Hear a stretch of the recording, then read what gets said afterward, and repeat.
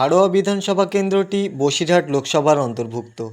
হাড়োয়া বিধানসভার বিধায়ক ছিলেন হাজী নুরুল ইসলাম, যিনি এবার বসিরহাটের তৃণমূলের লোকসভার প্রার্থী ছিলেন এবং বিজেপির চর্চিত মুখ রেখা পাত্রকে পরাজিত করে তিনি জয়ী হয়েছেন। দেখে নেব 2021 বিধানসভা ভোটের ফলাফল।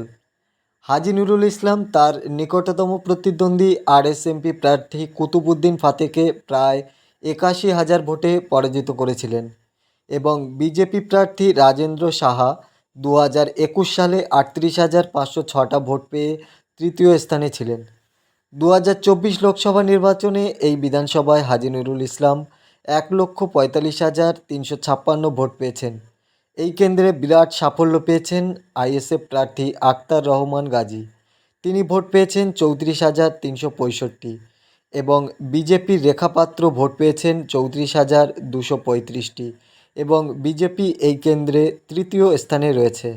এখানে তৃণমূল প্রার্থী হাজী নুরুল ইসলাম 1,10,991 ভোটে লিড পেয়েছেন।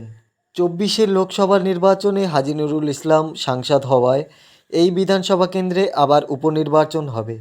যদিও এখনও দিন ঘোষণা হয়নি, তবে হাড়োয়া বিধানসভা কেন্দ্রটিতে সংখ্যালঘু ভোট বেশি থাকায় তৃণমূলের পক্ষে লড়াইটা একদম সহজ হবে বলে মনে করছেন বেশিরভাগ লোকই।